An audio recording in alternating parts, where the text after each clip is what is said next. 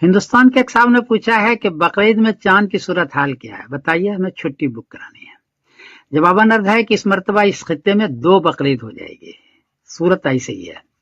17 مئی بروز اتوار کو انڈیا میں چاند کو چاہیے 9 ڈگری، عمر ہے 17 گھنٹے 39 منٹ، برما میں 8 ڈگری، بنگلہ دیش میں 9 ڈگری، نیپال میں 9 ڈگری۔ چاند 10 ڈگری میں نظر آتا ہے، یہاں 9 ڈگری ہے، مشکل سے دوربین سے نظر آ سکتا ہے، رویت اما بہرحال نہیں ہوگی 17 مئی بروز اتوار کو۔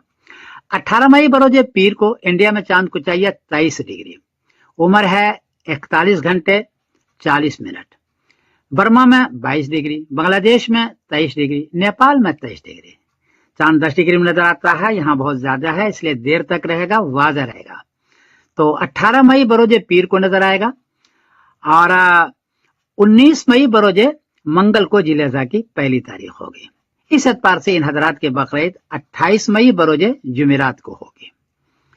دوسری طرف 17 مئی بروز اتوار کو کراچی میں چاند کو چاہیے 10 ڈگری، عمر ہے 18 گھنٹے 9 منٹ، پشاور میں ہے 10 ڈگری، ایران میں ہے 10 ڈگری، افغانستان میں ہے 10 ڈگری۔ چاند 10 ڈگری میں نظر آتا ہے، یہاں 10 ڈگری تو ہے، البتہ عمر بہت کم ہے، مشکل سے چاند نظر آئے گا کیونکہ 18 گھنٹے 9 منٹ ہی اس کی عمر ہے۔ بہرحال 17 مئی بروز اتوار کو ان کو چاند نظر آئے گا، اور 18 مئی بروز پیر کو ذی الحجہ کی پہلی تاریخ ہوگی۔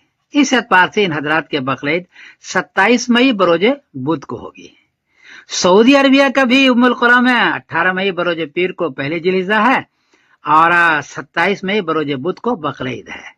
اس اعتبار سے ان ملکوں کی بقرعید یعنی پاکستان کی، ایران کی، افغانستان کی سعودی کے ساتھ ایک ساتھ ہو جائے گی، یعنی 27 مئی بروز بدھ کو، اور انڈیا، برما، بنگلہ دیش، نیپال کی ایک دن بعد جائے گی، یعنی 28 مئی بروز جمعرات کو۔